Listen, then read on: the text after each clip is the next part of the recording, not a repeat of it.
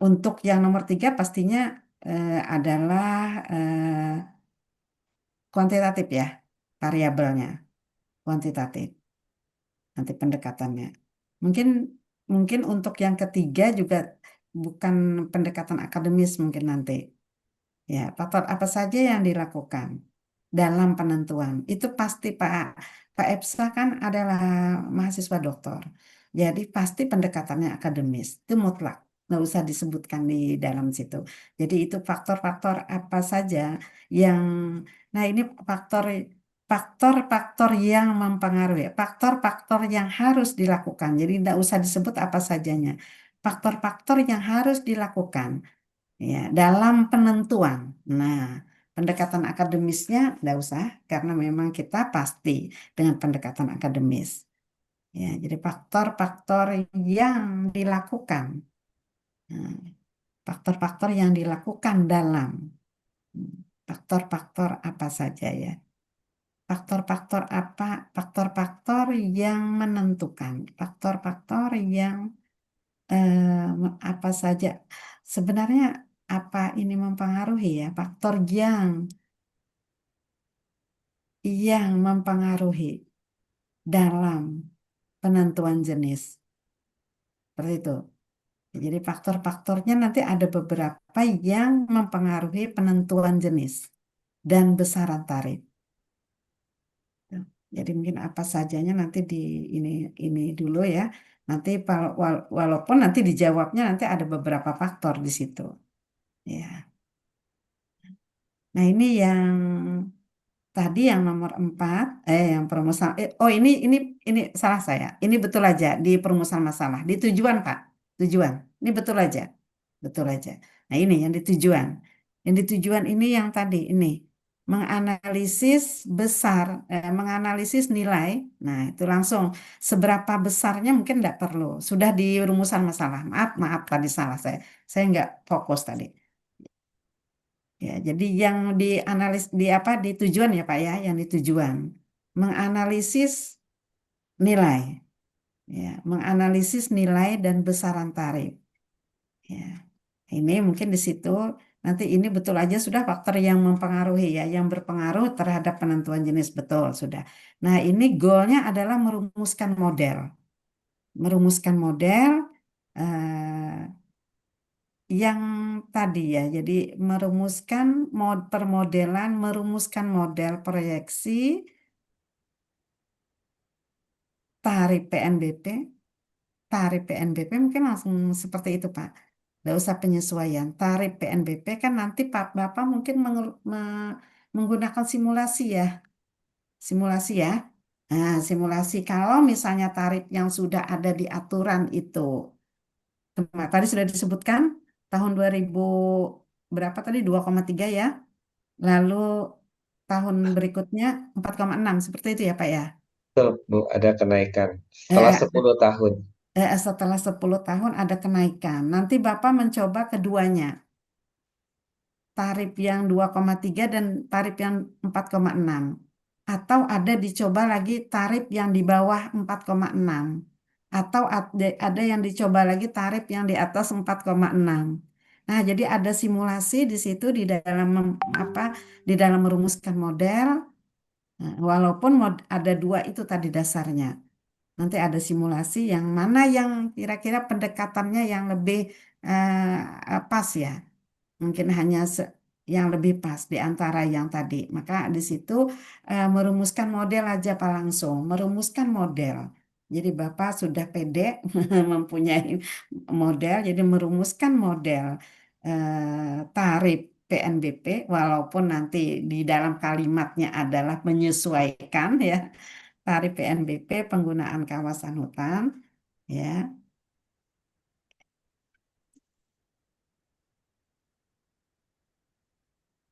Mungkin ada beberapa kalimat nanti bisa aja nanti mungkin kalaupun ini saya paham Pak Epsa itu di dalam apa di dalam pemikirannya itu seperti itu tetapi nanti di dalam penulisan ilmiahnya nah itu ya di dalam penulisan ilmiahnya maka kemarin saya katakan penulisannya nanti disesuaikan lagi penulisannya biasanya di co-promotor 2 itu bisa menyesuaikan ya penulisannya yang pas. Ya maksudnya mungkin sudah tertangkap, tetapi penulisannya nanti masih perlukah yang sistematis, yang diacu penyusunan nah, itu masih perlukah atau nanti lebih dispesifikkan bahwa merumuskan model proyeksi tarif PNBP, penggunaan kawasan dan pelepasan hutan. Mungkin hanya sampai di situ. Ya, seperti itu. Walaupun sebenarnya kita ada strategi kebijakannya dari yang sudah ada. Ya, nah, seperti itu. Jadi mungkin nanti ada di situ. Tapi ini jangan sampai di apa dirubah dulu. Walaupun ini maksudnya kita paham, tetapi nanti penulisannya saja. Ya. Nah, jika goalnya adalah perumusan model proyeksi eh, tarif PNBP, maka nanti di kerangka berpikir tadi Pak, di kerangka berpikir itu Bapak langsung nanti. Nah, di paling bawahnya itu. Nah, ini paling bawahnya itu nanti harus jelas. Ya, paling bawahnya yang mana tadi? Yang kecil, yang sedang, yang rendah tarifnya. Nah, nanti disebutkan seperti itu. Tarifnya kecil, yang itu yang apa? Yang modelnya yang pas itu adalah nanti yang mana di antara tiga itu. Ya, kan pasti Bapak nanti mempunyai beberapa model ya, tetapi nanti disebutkan model yang mana yang pas, yang disesuaikan dengan tarif tadi. Ya.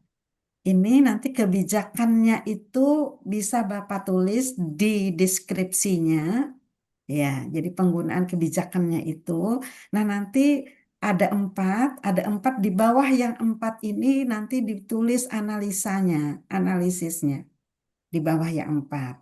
Boleh nanti seperti saya sampaikan, apakah analisisnya deskriptif, menyesuaikan dengan SOP yang sudah ada, nah atau ada rumus yang lain, mungkin di tujuan ketiga mungkin ya, ada rumus yang lain yang mungkin juga ada di SOP-nya.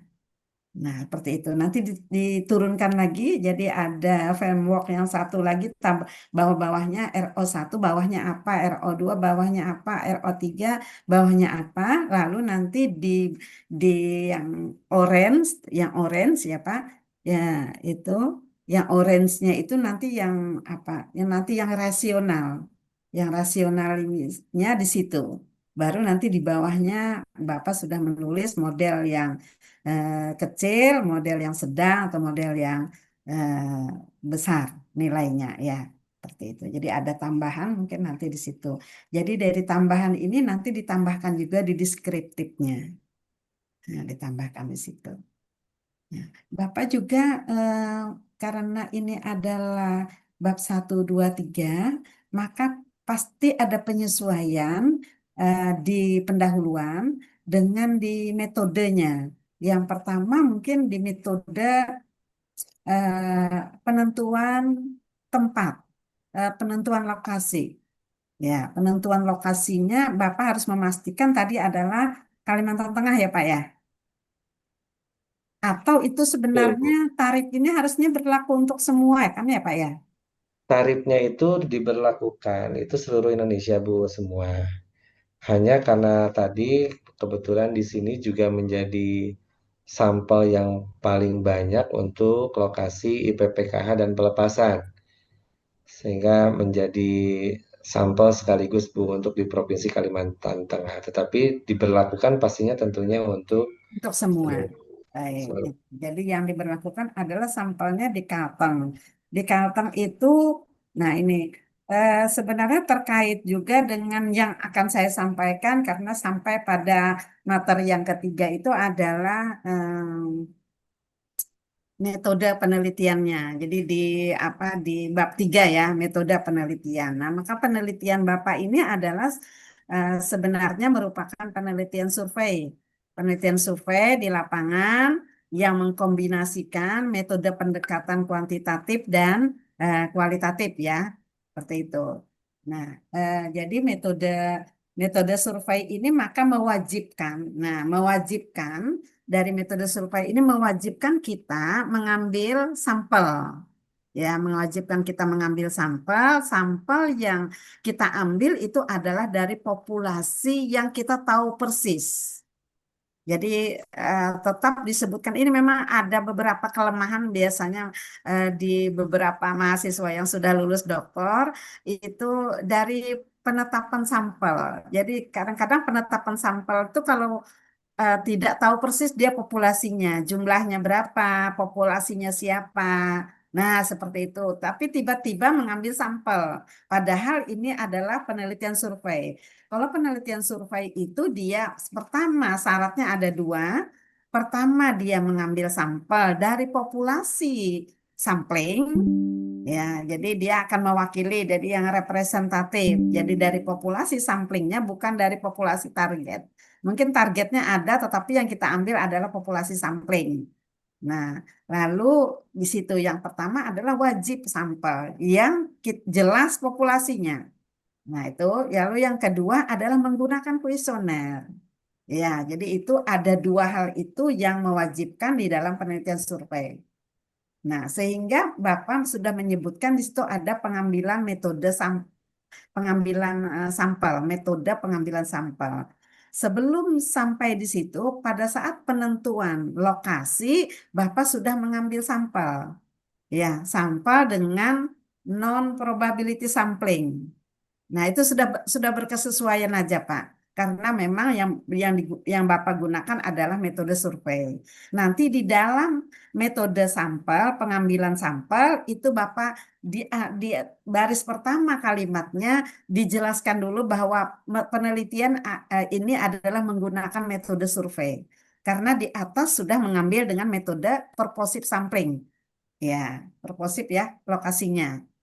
Nah, jika sudah kita menggunakan purposive sampling, artinya itu adalah kita menggunakan non-probability sampling. Kita rujuk bahwa yang kita ambil lokasinya adalah Kalteng. Nah, Kalteng itu mesti harus dijelaskan. Ada pertimbangan di situ. Kenapa kita mengambilnya Kalteng? Nah, atau kalaupun Bapak, karena Kalteng itu kan ada 13 kabupaten, satu kota ya. Jangan sampai juga ingat kemarin constraint waktu tetap harus 3 tahun. Ya, constraint waktu harus tidak. Walaupun penelitian survei itu boleh aja mungkin hanya diambil 2 kabupaten terbanyak kah. Boleh diambil 1 kabupaten yang paling banyak kah.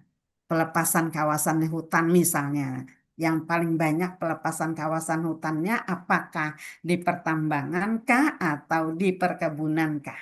Harus dipilih. Ya, memang idealnya ya Pak Efsa, idealnya adalah kedua-duanya. Tetapi saya tetap menekankan pada constraint waktu. Ya, jadi boleh nanti dipilih salah satu. Jadi yang pelepasan hutan di perkebunan, tidak apa-apa kan? Nanti yang lain juga boleh melanjutkan penelitian Bapak. Ya, seperti itu. Nah, jadi nanti diambil diambil itu yang mana. Nah, kalau itu misalnya yang banyak adalah di perkebunan, maka Papa memilih yang banyak wilayah perkebunan, kabupaten mana. Nah, kalau itu yang pertambangan, maka Bapak harus memilih yang kabupaten yang banyak wilayah pertambangan. Walaupun di nanti sebagian itu disinggung di pendahuluan. Nah, kan tadi sudah disinggung Indonesia sudah bagus. Habis itu nanti dilanjutkan yang Kaltengnya terkait dengan pelepasan kawasan hutan tadi dan dilanjutkan nanti. Jadi mungkin hanya satu alinea mungkin disebutkan mungkin ada berapa banyak misalnya atau berapa luasannya atau berapa perusahaan yang nah seperti itu boleh disebutkan seperti itu. Tidak mesti harus menggunakan tabel atau apa tidak. Jadi hanya disinggung ada apa ada angka lah yang disebutkan sehingga itu yang apa menyebabkan kita nah biasanya lemahnya di situ kenapa melakukan penelitian itu sering lemah di situ ya kenapa memilih di situ nah kenapa ini kenapa itu uraian itu tuh harus jelas di dalam apa di dalam latar belakang yang ditegaskan nanti di metode penentuan hanya satu dulu metode penentuan lokasi baik. Setelah kita menentukan lokasi, maka tentu saja kita mengambil sampel lagi. yang kita tadi sampelnya adalah sampel manusia ya, sampel manusia yang akan kita interview, yang akan kita wawancara, yang akan kita wawancara. Nah, itu saya kemarin sudah menjelaskan bahwa sampel itu kalau secara statistik boleh 30. Boleh 30. Nanti Bapak enggak apa-apa, enggak usah terlalu apa banyak ya. Boleh. Nah, nanti untuk yang K informan boleh nanti informan kuncinya Bapak tambahkan. Kan bisa saja nanti Bapak kan tadi untuk interview yang mendalamnya masalah kebijakan pasti mengambil ada beberapa. Jadi ditambahkan dari 30 yang tadi, yang diwawancarai tadi. Ya, apa apa 30. Kalau tidak ada 30 kan juga enggak apa-apa. Maksudnya 30 itu nanti apakah 30 itu orang perusahaan atau 30 itu dari perusahaannya. Nah, seperti itu. Ya, jadi nanti dilihat, dilihat, disesuaikan saja. Ya, kalau 30 perusahaan kan kebanyakan, tidak mungkin juga ya. Nah, seperti itu. Jadi mungkin nanti dihitung dengan yang kita interview, mas, termasuk itu. Tidak apa-apa, seperti itu. Jadi masih sah saja nanti hitungannya. Seperti apa. Jadi di situ pengambilan sampelnya, nanti di dalam metode pengambilan sampel itu, bagaimana cara mengambil sampel, dengan penentuan jumlah tadi. Nah, penentuan jumlah. Kalau menurut Arikunto, yang penting kan ada dasarnya. Kalau menurut Arikunto itu kalau 100, sampelnya 100, maka boleh diambil semuanya. Tetapi ingat, karena penelitian survei itu adalah membantu dari sisi kemudahan waktu, kemudahan tenaga, dan kemudahan biaya. Jadi ada 3. Nggak mungkin misalnya kita ngambilnya 100. Kemungkinan dari sisi waktu, dari sisi tenaga, atau dari sisi biaya nggak bisa misalnya seperti itu. Maka penelitian survei ini boleh menggunakan tadi, yang tadi kemudahan tadi. Itu kalau menurut Arikunto. Tetapi jika lebih dari 100, maka boleh. Jadi saya sambil masuk materi ya. Jika lebih dari 100, maka boleh mengambil hanya 10% atau 15%, atau 20% atau 25%. Itu kalau menurut Arikunto. Seperti itu. Tetapi ada metode lain lagi. Ya, metode lain itu hanya salah satu aja menurut Arikunto. Tetapi kalau secara statistik memang disebutkan N-nya, jadi populasi harus sama dengan sampel itu adalah 30. Seperti itu. Tetapi kalau menurut metode yang lain boleh. Yang penting ada referensi. Nah, ini yang lemahnya yang banyak di situ dalam pengambilan sampel. Sehingga pada saat diuji di ujian tertutup, di situ langsung anu ya. Mungkin di seminar masih kita bisa sampaikan ya. Tetapi ternyata mungkin belum sempat memperbaiki atau apa. Nah, di ujian tertutup itu tidak bisa mempertahankan. Ya, sudah bisa mempertahankan seperti itu. Padahal ini adalah penelitian ilmiah. Salah di dalam melakukan pengambilan sampel itu akan salah. Ada yang ada yang menyimpang nanti datanya. Nah, jadi ini diperlukan. Ya. Dalam pengambilan sampel ini sudah betul pengambilan sampel dulu baru nanti pengumpulan data. Karena dari sampel lah kita dapat data. Ya, dari sampel kita dapat data.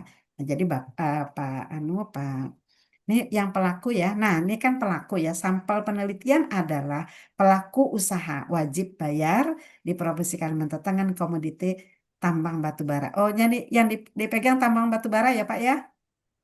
Oke, sudah spesifik ya. Betul ya, Pak Betul, ya? Bu. Iya. Oh, betul. Iya. Boleh. Baik, baik, baik. Tambang batu bara mungkin ada di mana nanti bisa di apa? Di diidentifikasi dulu berapa jumlahnya. Nah, ini nanti karena yang membayar pasti pelakunya ya Pak ya, berarti perusahaannya ya yang membayar. Itu tuh ya Pak ya. Betul, Bu. Dengan Mm-mm. namanya adalah wajib bayar, Bu. Sebagai wajib Wajib. bayar. Iya, pelaku wajib bayar, betul. Nanti diambil seperti itu. Kalau memungkinkan diambil 30 lebih baik. Kalau memungkinkan diambil 30 mungkin dari 2 kabupaten atau 3 kabupaten 10 10 10 mungkin bisa seperti itu. Atau kalau dari 2 kabupaten 15 15 mungkin seperti itu ada. Kalau memungkinkan datanya ada. Tetapi kalau tidak kan nanti ada penyesuaian. Ya, kan kemarin saya menyebutkan ada yang disebut dengan sampal jenuh. Ternyata perusahaan batu bara itu tidak sampai 30 misalnya. Nah, ya ya sesuai yang ada aja. Nah, seperti itu. Jadi itu yang yang disebut dengan sampal jenuh atau disebut juga sensus. Ya, jadi itu apa populasi sama dengan sampel. Seperti itu. Jadi tidak menutup yang lain juga Bapak Ibu, misalnya yang ada itu ternyata hanya ada 5 aja, ya udah 5 itu yang diambil. Ternyata hanya ada 10 aja, ya sudah 10 yang diambil. Seperti itu. Jadi tidak, ya tergantung data. Kalau ada, tidak boleh, kita harus memang mengambil sesuai ini. Tapi masih ada yang dinamakan dengan tadi sampel jenuh. Ya, jadi masih ada. Jadi masih tertolong lah. Seperti itu. Baik. Mungkin sampai situ ada yang mau didiskusikan yang lain sebelum melangkah atau dari yang lain mungkin bisa Recording in progress. memberi masukan nanti sambil kita betulkan punya Pak Epsa. Mohon izin, Bu. Iya, Bisa silakan. nih. Mohon izin. Oke. Ya, Pak Bambang, Ya, mohon izin Pak Epsa sedikit memberi masukan. komentar aja sebagai bahan diskusi, bukan Silakan menggurui ya. bebas, Karena silakan. masih sama-sama Alhamdulillah. belajar juga ini. Ya, siapa Ya, yang duluan presentasi ini biasanya ya, ini ya bukan banyak memberi masukan. Ya, masukan aja Pak mudah-mudahan. Epsa, bukan maksud untuk menggurui. Ya, Coba mohon izin Pak Epsa lihat judulnya. judul Sepertinya Pak Epsa. eh, rasionalitas kebijakan organisasi peran negara bukan pajak. Ya, ini eh, kan waktu-waktu kuliah pertama itu selalu kita ditekankan dengan novelty, Pak, ya.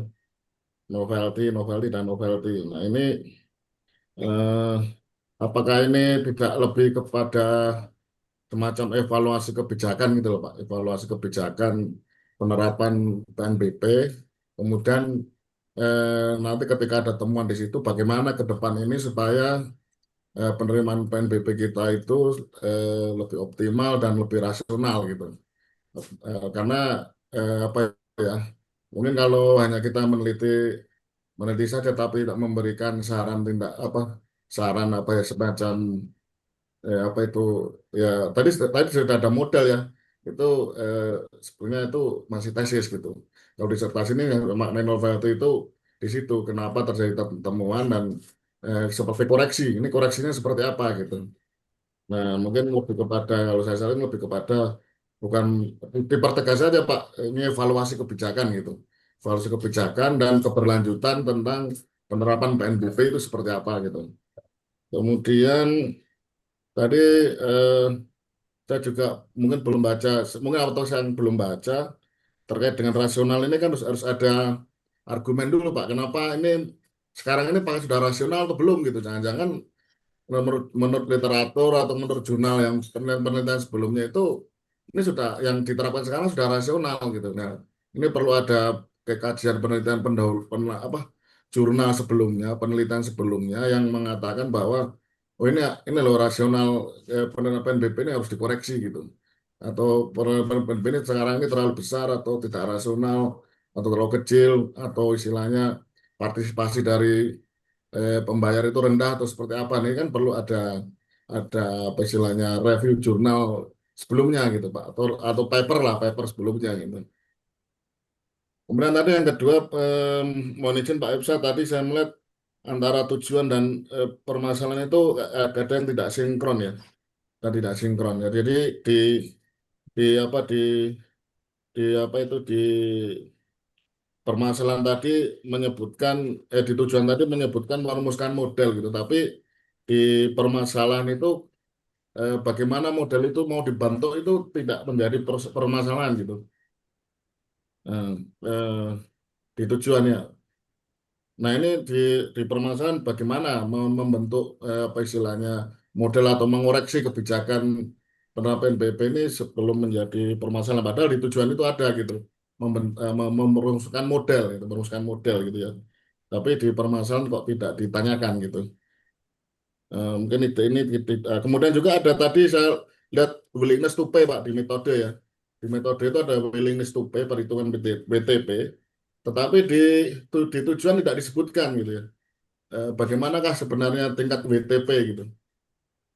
WTP sebutkan aja Pak supaya sinkron gitu. Maksudnya bagaimana sih tingkat WTP dari para pembayar pajak ini? Nah, itu tidak disebutkan di tujuan dan tidak juga disebutkan di permasalahan. Padahal di metode ada gitu, menghitung WTP gitu, menghitung willingness to pay. Hmm. Kemudian sedikit lagi Pak, ini kan di Kalimantan Tengah Pak ya. Apakah tidak, mungkin izin Bu, Bu dosen, mungkin apakah tidak lebih kepada studi kasus ini Bu, sepertinya gitu, karena tentu kan kasus di Kalimantan Tengah berbeda dengan kasus-kasus di tempat lain, karena ini kan terkait juga dengan partisipasi para pembayar pajak perusahaan tambang itu seperti apa gitu. Mungkin di Riau tertib, kalau di Kalimantan mungkin Tengah mungkin tidak tertib gitu. Apakah tidak lebih ke studi kasus gitu, Bu? Kalau masuk di kasus itu, apakah metodenya sudah pas gitu? Makasih, Bu, dosen. Baik, terima Terima kasih kasih. Pak Oke, Bambang. ya, makasih. Makanya mohon izin Pak Yusra. Ini ya, jangan sekedar ini, Pak Diski aja, Pak ya. Ya, Iya, makasih, Bu. Ya. terima kasih Pak Bambang masukannya untuk Pak EFSA. Nanti kan untuk judul proposal tentunya nanti akan disesuaikan karena harus ada jumlah kata ya, harus ada jumlah kata. Nanti mungkin boleh langsung pada model optimalisasi, nanti seperti itu. Langsung merujuk pada model optimalisasi penerimaan negara bukan pajak. Nah, itu langsung bisa seperti itu nanti kan masih ada yang memberi masukan nanti mungkin promotor atau konya ya. Tetapi dari hasil apa diskusi malam ini Pak EPSA sudah punya gambaran. Nanti bisa saja langsung pada model optimalisasi seperti itu atau model kebijakan mungkin yang tetapi di dalamnya kan pasti ya ada rasionalitasnya di situ. Ya, jadi rasionalitasnya itu adalah dalam bentuk simulasi tadi, dalam membuat model. Nah, seperti itu. Nah, mungkin yang bagus juga masukan tadi dari Pak Bambang ya, untuk yang rumusan masalah keempat. Itulah bagaimanakah permodelan. Nah, langsung aja nanti seperti itu. Nih, bagaimanakah permodelan proyeksi. Ya, seperti disebutkan, bagaimanakah permodelan proyeksi tadi penggunaan tarif PNBP, sehingga nanti di bawahnya adalah merumuskan model seperti itu. Ya, memang di situ nanti di dalamnya modelnya kan perlu berapa lama, berapa tarif, ya seperti itu ya di dalamnya. Tetapi di situ tadi betul Pak Bambang mungkin langsung di situ. Nah, untuk yang apa tadi ada will willing apa ya? Willingness to pay, Bu. Oh ya, willingness to pay. Nah, di metode tadi I- disebutkan ya. tetapi mungkin di dalam rangkaian menghitung yang mana boleh saja sebenarnya tidak masuk di dalam tujuan, tetapi dalam rangkaian menghitung atau menjawab atau menganalisis tujuan yang mana. Nah, jadi di dalam metode nanti itu disebutkan di dalam metode analisis, misalnya untuk menjawab tujuan yang pertama digunakan analisis A, misalnya seperti itu. Nah, dalam rangka menganalisis A ini ada uraian di situ. Mana yang dihitung dulu, mana yang di ini dulu, seperti itu Pak Bambang.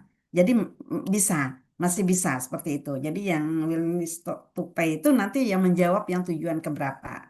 Seperti disebutkan jelas ya. Tujuan pertama, dianalisis menggunakan apa? Kalau dia menggunakan analisis deskriptif juga tidak apa-apa. Deskriptif dalam bentuk apa nanti disebutkan. Nah, lalu yang tujuan kedua dianalisis dengan apa? Tujuan ketiga dianalisis dengan apa? Ya, apakah nanti tujuan ketiga itu dianalisis dengan analisis regresi atau analisis korelasi? Ya, jadi itu nanti di apa disebutkan karena ada beberapa variabel yang mau dihitung, yang mempengaruhi variabel apa yang mempengaruhi. Ada variabel dependen, ada variabel independen, variabel yang mempengaruhi dan variabel yang tidak yang apa akan dipengaruhi. Jadi ada Y dan X-nya di situ. Nanti mungkin bisa menggunakan analisis regresi atau boleh menggunakan analisis korelasi. Ya, mungkin masih ingat Bapak Ibu kalau korelasi kita menggunakan R kecil, Jadi berapa pengaruhnya nilainya antara 0 sampai 1. Jika R kecilnya 0, maka itu tidak mempengaruhi sama sekali ya. Tetapi kalau nanti nilai R kecilnya adalah 1, maka itu hubungannya sempurna. Dia sangat berpengaruh. Tetapi kalau di tengah-tengahnya 0, sekian, 0, sekian nanti ada tingkatannya. Seperti itu. Kalau menggunakan regresi, nanti analisis regresi, maka yang kita lihat, yang pertama kali kita lihat adalah R besar. R square besar, R pangkat 2 besar. Nah, itu yang membedakan nanti mungkin di analisis yang ketiga, menjawab analisis ketiga nanti Pak Epsa bisa menggunakan itu karena kan pasti ada beberapa variabel ya. Yang Y-nya adalah penerimaan PNBP ya kan, tarif penerimaan PNBP, yang Y-nya, yang X-nya itu adalah pengaruhnya. Mungkin seperti itu ya. Mungkin bisa di ini nanti bisa ditambahkan, ditulis dulu kan nanti bisa aja dirubah. File berikutnya nanti rubah, oh ternyata ini disesuaikan lagi. Oh ini ternyata salah. Oh ini ternyata. Tetapi sudah ada gambaran yang sudah ditulis. Menulis ini memang tidak mudah, makanya saya sangat menghargai orang yang menulis. Tidak mudah ya. Menulis satu kalimat aja itu memerlukan energi karena kita harus membaca dulu, harus melihat juga data empirisnya, harus juga itu mungkin sesuai dengan pekerjaan kita yang kita harus tulis ya seperti itu. Jadi ini tulisan ini maka harus disayangi, harus disayangi. Jadi file satunya tetap harus ada, file duanya nanti tambahkan dulu apa. Mungkin mulai dari judulnya lagi, perlu perlu direvisi. Tadi apakah langsung permodelan atau model optimalisasi, tidak apa-apa. Nanti ini rumusan masalah sudah ada sudah ada perubahan, tujuannya juga. Nanti model analisisnya masukkan. Kalau kita melihat misalnya tujuan yang pertama tadi apa Pak? Tujuan yang pertama. Geser Pak Epsa. Tujuan yang pertama menganalisis kontribusi. Mungkin ini datanya Bapak sudah ada. Mungkin ya. Nah, menganalisis kontribusinya. Mungkin datanya sebagian sudah ada. Nah, itu sudahlah mungkin analisisnya menggunakan apa, tabulasi kah atau perhitungan apa ya? Seperti itu. Nanti bisa digunakan. Nah, baik. Terima kasih. Mungkin ada lagi masukan yang lain. Tadi sudah saya beberapa masukan ya. Nah, mengenai studi kasus ya, studi kasus. Kalau kita hanya merujuk satu perusahaan, Pak Bambang, itu boleh kita menggunakan studi kasus. Tapi kan kita tidak ya, tidak. Jadi penentuannya walaupun itu Kalteng, tetapi penentuannya itu apa tuh? Overview-nya itu kabupaten. Nggak mungkin kita mengambil semua ya, karena tadi constraint waktu kita 3 tahun. Ya, tidak mungkin kita mengambil mungkin di yang paling banyak di mana. Mungkin Pak Epsa sudah tahu gambaran untuk batu bara itu di mana? Bagian timur ya, banyak ya. Bagian timur Kalteng, Pak. Iya, Ibu, yang ke perbatasan ke Kalsel, Kalimantan Timur malah. Kalimantan Timur. Nah, mungkin perbatasan Kalimantan Timur itu rujukannya mana nih? Kabupaten apa? Barito, Barut, Barito, Barito Utara, Murung Raya, Menurut Murung Raya ya. Nah, itu Mawar Bu. nah itu dan kita dan Pak Epsa kan tidak merujuk satu perusahaan, ada beberapa. Maka kita tidak mungkin menggunakan studi kasus kecuali kita hanya fokus pada ini. Ya, mungkin saya ada nih ya. Mungkin bentar saya lihat nih. Bentar.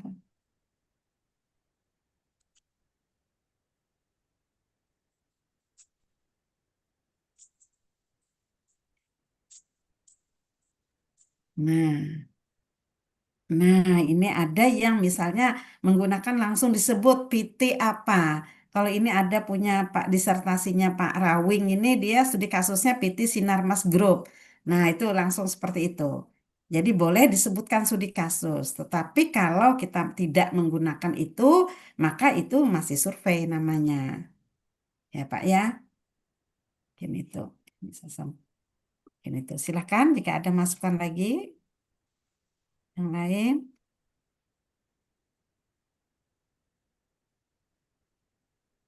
Silakan. Seperti itu ya. Jadi kasus itu membedakan hanya satu yang kita gunakan, satu perusahaan, berarti itu kita kasus. Nanti kasusnya boleh boleh kita ambil responden di dalamnya, boleh tidak. Kalau yang kasus ya. Tetapi kalau survei ini wajib kita ambil. Ya, baik. Silakan mungkin ada yang dipertanyakan lagi. Izin berdiskusi, Ibu, boleh? Ya, silakan. Terima kasih, Ibu. Pak Bambang, terima kasih responnya. Jadi melengkapi. Tetapi Hmm, ini saya menganggap tadi itu, Bu. Ini pemikiran awal yang kemudian juga saya mengevaluasi bahwa jangan-jangan pesan maksud tujuan saya juga belum tersampaikan di dalam sebuah tulisan atau cara menyampaikan kan. Jadi iya. yang pertama yang tadi saya sampaikan adalah ujungnya mungkin bisa jadi evaluasi kebijakan, tetapi yang paling meresahkan, membuat galau itu adalah tarif dan besaran yang selama ini ditetapkan itu parameter variabelnya itu yang belum jelas. Hmm, Itu sebetulnya kegalauan utamanya. Tadi kami diskusi di awal adalah seperti tarif penggunaan kawasan hutan. Untuk ada areal terganggu misalkan, tarifnya itu adalah 1 hektar 4.600.000. Nah, mencari naskah akademisnya sampai hari ini parameter variabelnya apa yang diukur sehingga 1 hektar menjadi 4.600.000 itu belum ada. masih kesulitan. Oh, belum Sehingga ada. ini sebetulnya yang dirasionalkan adalah tadi itu besaran tarifnya sebetulnya, bukan ujungnya memang ke optimalisasi pendapatan PNBP tadi yang secara nasional kalau dari PNBP PKH kan kurang lebih sekitar 13 triliun. Dan Mm-mm. Kalimantan Tengah, kenapa kami ngambil sampel di Kalteng? Kalteng itu 14% penyumbang Mm-mm. PNBP PKH secara nasional Mm-mm. untuk PNBP non sektor kehutanan gitu ya, 1,7 atau 1,8 triliun lah kurang lebih gitu ya dari sektor Kalimantan Tengah. Nah, itu jadi yang sebetulnya di masalah judul ya. Nanti akan terima kasih Pak Bambang. Jadi maksud tujuan utamanya yang harus langsung detail ke situ. Sehingga Mm. yang tadi disebut novelty kebaruan itu adalah tadi variabel faktor Variabel. apa dari sisi pemulihan lingkungan yang akan berpengaruh terhadap rasional tarif yang ditentukan. Mm-mm. Ya, ya. Tadi hipotesa pertamanya adalah bisa jadi kalau yang korelasi regresi ya insya Allah nanti ini juga metode belum semuanya karena saya belum masukin regresinya pakai SEM, PLS segala macam belum dimasukkan untuk uji validitas reliabilitasnya juga belum. Tetapi tadi yang apa namanya kegalauannya adalah tadi faktor pemulihan lingkungannya sendiri pun saya belum mendapatkan variabel yang pas scoopingnya. Tadi yang kami merahin di atas itu ini Mm-mm. baru dari beberapa kuliah yang kemarin disampaikan dari Gambut dari mana saya coba Iya. apa ya kira-kira dari sektor pemulihan lingkungan yang akan dijadikan variabel untuk perhitungan. Yang keduanya jurnal pun belum dibaca satupun Pak Bambang. Jadi, jadi yang dari sisi akademis jurnalnya itu apa sebetulnya faktor yang variabel yang akan mempengaruhi dari untuk ngitung depresi lah kira-kira begitu ya. Dulu Mm-mm. kita bisa ngitung PDRB hijau dan lain-lain, tapi apakah itu yang akan kita ambil?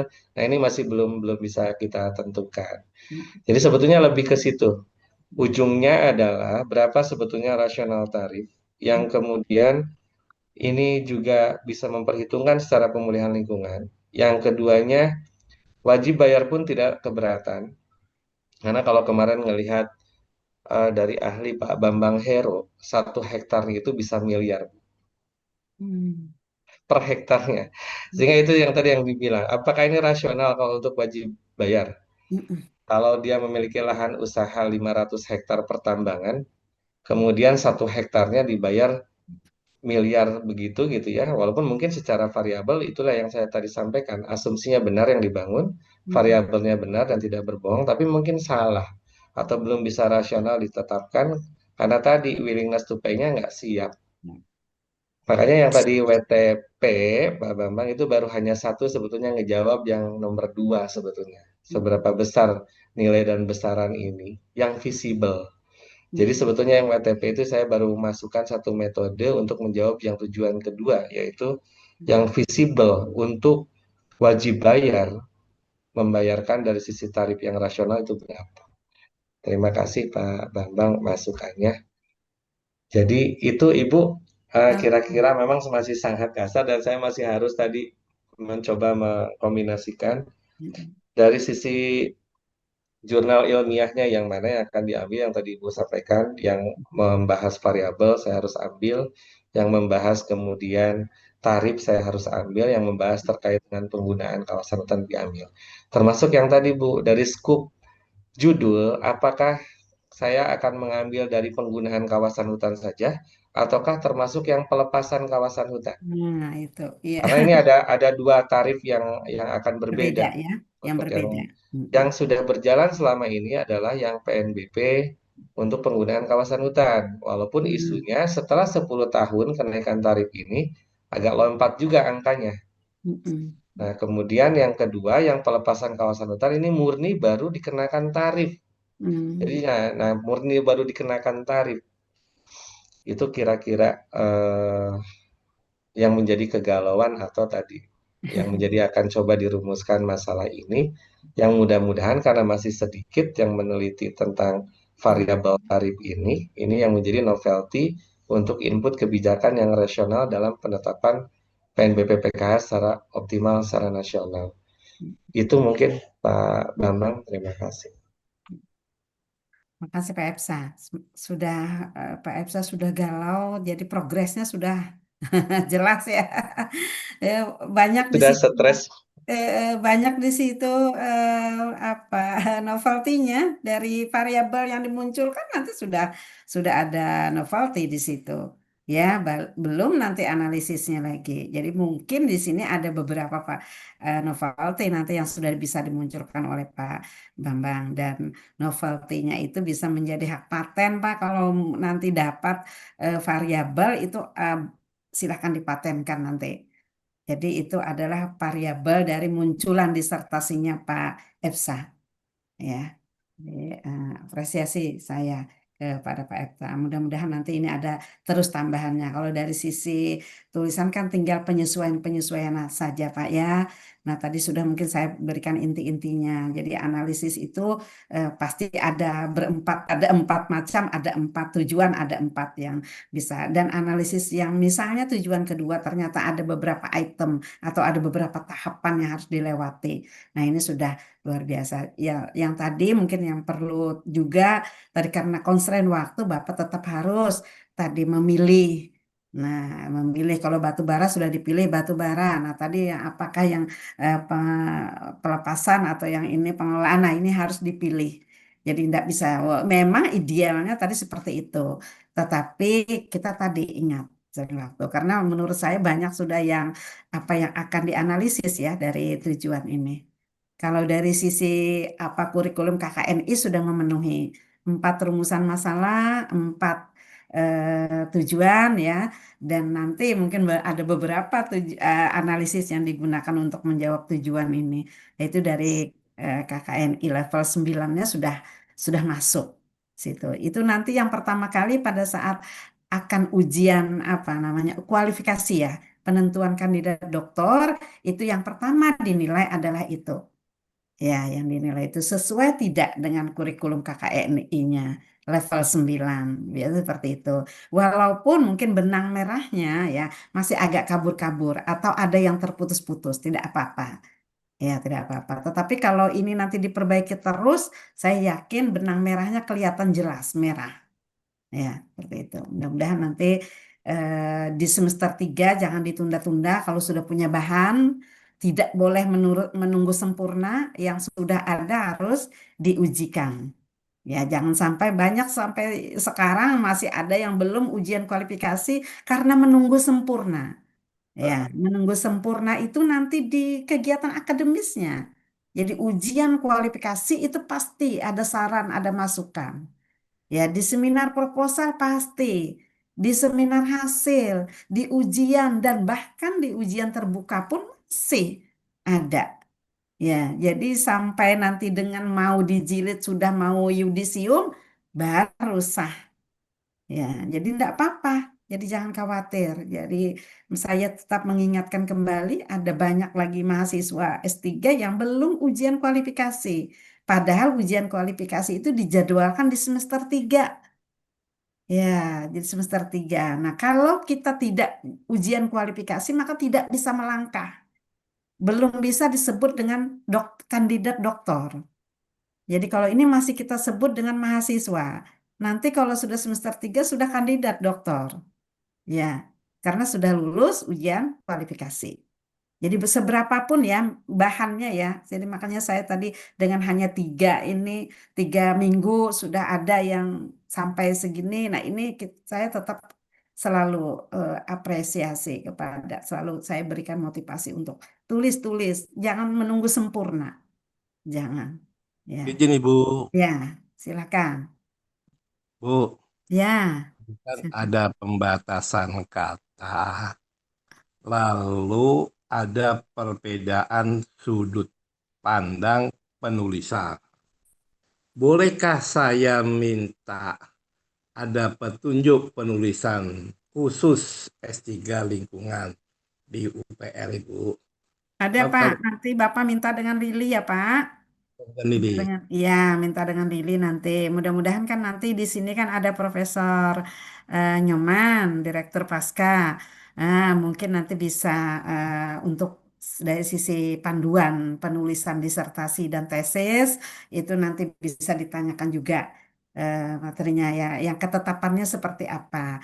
Katanya yang kemarin ada diperbaharui, tetapi ternyata masih menggunakan yang dulu. Nah, ini saya juga jadi apa tanggung mau menjelaskannya ke Bapak ya, ke Bapak Ibu semuanya. Nah, maka nanti yang sahnya nanti bisa ditanyakan ke Prodi, ke siap Bu. Ibu ke Ibu Yohana atau ke ini. Dan mulai sekarang mungkin boleh nanti kan ada soft copy-nya juga diminta aja langsung. Mungkin Pak Epsa, yang lain Bapak Ibu semuanya yang sudah menulis diminta.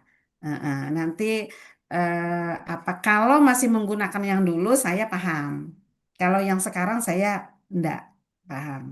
Masih enggak paham walaupun karena tidak menurut saya tuh masih banyak yang apa tidak berkesesuaian. Ya, Ya, masih ya. banyak. Nah, itu maka katanya kalau saya biasanya menguji itu saya balik mana yang digunakan nih, panduan yang dulu atau panduan yang sekarang. Katanya panduan yang dulu. Nah, kalau panduan yang dulu saya akan memberikan masukan. Kalau panduan yang sekarang banyak yang tidak pas menurut saya ya. Nah, tidak pas. Jadi itu. Jadi nanti ada ketegasan mungkin dari prodi. Jika masih menggunakan yang dulu, saya akan buka. Ya, Siap. akan buka. Baik, Pak Taufik. Ya, Terima kasih Bu. oke, terima kasih. Silakan. Atau ada lagi yang mau presentasi? Masih ada waktu? Terima kasih Pak Efsa. Mungkin tadi ada beberapa masukan bisa di apa bisa ditulis. Nanti jika ada yang beberapa hal yang tidak jelas mungkin boleh menjapri ya Pak. Terima Ya, kasih Ibu, Bapak Ibu masukannya. Terima kasih. silakan mungkin ada yang lain ya atau ada yang sudah judul silakan. Izin Bu, Ya, ya. saya nih mau menanyakan aja sih ya untuk Hmm. ini Bu. Biasanya untuk penulisan makalah di program S3 ini apakah ada juknisnya juga Bu? Karena kita ada tugas untuk pembuatan makalah seperti itu Bu. Apakah berbeda atau ada memang ininya Juknisnya ya. caranya? Iya, Kalau iya Bu. kalau paper itu biasanya enggak sih. Enggak, saya anu apa enggak ada kalau yang paper ya. Jadi tugas-tugas itu. Mungkin Masih. penulisannya tuh umum aja. Yang umum biasanya seperti itu. Nah, silakan di apa kan. Yang pasti nanti di akhir perkuliahan ini ya, nanti di akhir perkuliahan semester ganjil ini saya minta tetap tugasnya adalah mengumpulkan draft proposal. Siap Proposal yang Ibu. 3 bab ya, 3 bab. Itu insya Allah akan koreksi, saya koreksi, terus akan saya kembalikan. Mudah-mudahan bisa menjadi bahan nanti untuk ujian kualifikasi. Ya, jadi mungkin saya nanti ada oret-oret tambahan ya, di metodologi Itu penelitiannya. Bu yang minta Bu. Heeh. Referensi tambah. Ya, Berarti di, ini di metode berarti penelitiannya, di tulisan dan lain-lain. Ya. Nanti bisa saya tulis, saya maksudnya ini harusnya seperti ini, seperti itu. Ya, nanti bisa dan saya akan kembalikan. Setelah dinilai akan saya kembalikan. Jadi nilai ujiannya itu adalah dari draft proposal yang 3 bab itu. Baik, Bu. Dan akhir, ya. Baik, ada yang mau menyampaikan? Mungkin Pak Bambang, Bu Riris, mungkin ada judul, ada sudah topik, biar nanti sambil penjelasan sambil saya masuk kepada materi ya. Tadi sudah ada beberapa yang saya sampaikan. Saya belum ada, Bu. Cuma sudah nulis-nulis ini, Bu. Maksudnya nulis pakai pulpen, bukan pakai komputer. Pakai komputer Pak, biar nanti Pakai dokumentasi. konsepnya saya tulis dulu di ini apa, pakai manual dulu, Bu, ini. Apa Pak judulnya, silahkan mau disampaikan. Eh, Judulnya itu tentang potensi imbal jasa lingkungan dalam mendukung revegetasi dalam program rehabilitasi hutan di Daskahayang. Hmm. Itu, Bu. Jadi kemudian apa ini, pertanyaan risetnya adalah bagaimana target dan sasaran rehabilitasi hutan serta dana yang dibutuhkan. Kemudian yang kedua itu bagaimana willingness to pay, willingness to pay sama tadi, willingness to pay dan faktor-faktor yang mempengaruhinya. Kemudian juga bagaimana deskripsi partisipasi dan bagaimana deskripsi partisipasi itu terbentuk dan proses apa yang ditempuh agar WTP itu meningkat, Bu. Jadi saya sudah review beberapa jurnal tentang limbah jasa air, jadi memang partisipasinya itu masih rendah, Bu. Masih rendah dan belum belum sesuai dengan harapan. Nah, ini menjadi bagaimana novelty saya adalah bagaimana proses yang harus dibentuk, yang harus ditempuh. Mungkin ini lebih kepada teori-teori partisipasi, Bu, agar WTP ini meningkat gitu, Bu. Agar WTP masyarakat ini meningkat gitu. Kemudian juga bagaimana desain IJL itu dalam mendukung revegetasi dalam program rehabilitasi hutan yang berkesinambungan gitu. Karena kan rehabilitasi hutan itu mungkin nanti kita punya target eh, sekian juta hektar. Nah, itu kan tidak bisa selesai dalam 1 atau 2 tahun. Nah, ini secara berkelanjutan nanti itu desainnya seperti apa? Gitu aja sih, Bu. Itu pertanyaan pertanyaan Mungkin nanti penelitian. gini Pak, mungkin nanti karena goal penelitiannya adalah partisipasinya bagaimana ya, mungkin Ya, nanti judulnya bukan potensi, judulnya nanti langsung tembak ke partisipasi. oh gitu, Bu. Oh ya. Iya, karena kan menggunakan analisis partisipasi kan semuanya nanti sampai dengan goalnya pun nanti bagaimana dari hasil partisipasi ini untuk tadi yang saya sampaikan oleh Bapak. Jadi kalau misalnya hanya potensi, nanti kita hanya lihat potensi, potensinya segini, diapakan. Nah, kan gitu ya. Hmm. Jadi mungkin nanti judulnya bisa disesuaikan dengan goal Eh, penelitiannya. titiknya lebih ke titik beratnya lebih kepada ini sih, Bu, imbal jasa lingkungan gitu. Jadi bagaimana peran peran masyarakat di hulu itu nanti istilahnya berapa sih kesadaran mereka untuk iuran gitu, Bu. Iuran membayar apa itu kompensasi untuk mengkonservasi hutan di hulu gitu, Bu, sebenarnya gitu. Em, Nah, kalau selama ini kan yang secara regional ini kan partisipasinya masih rendah gitu. Jadi Mm-mm. Berarti saya peran mencoba ya Pak untuk ya, berarti peran ya. Nanti analisisnya menggunakan analisis partisipasi. ya Ada mas evaluasi dan dan partisipasi. ya, Mungkin langsung peran aja. Bisa langsung peran Pak oh gitu, Bu, ya judulnya. ini lebih Iya, ya, lebih jadi ke sana, langsung Bu. peran Ya. judulnya. Langsung peran judulnya nanti analisis yang digunakan bisa menggunakan analisis partisipasi. Ya, seperti itu. Evaluasi dan partisipasi. Ya, ya, Seperti ya. itu. Nah, jadi nanti dilihat. Kalau potensi kan masih kita hanya menggambarkan aja. Kalau potensi kan hanya menggambarkan. Kalau di Hmm. tujuan mungkin bisa ditulis di potensi sedikit disinggung nanti di tujuan 1 misalnya, enggak apa-apa. Ya, tetapi nanti Hmm. kalau kalau kalau hanya kita lihat potensi nanti beda lagi dengan dengan penelitian disertasi.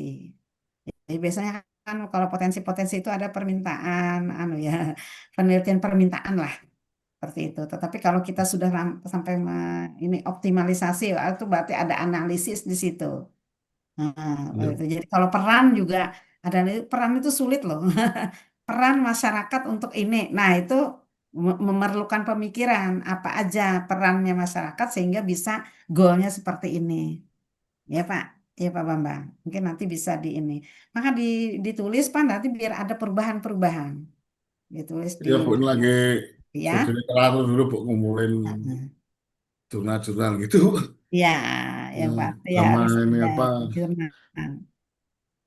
apa istilahnya, sama data-data sekunder dulu Bu. Mm-mm. Hmm.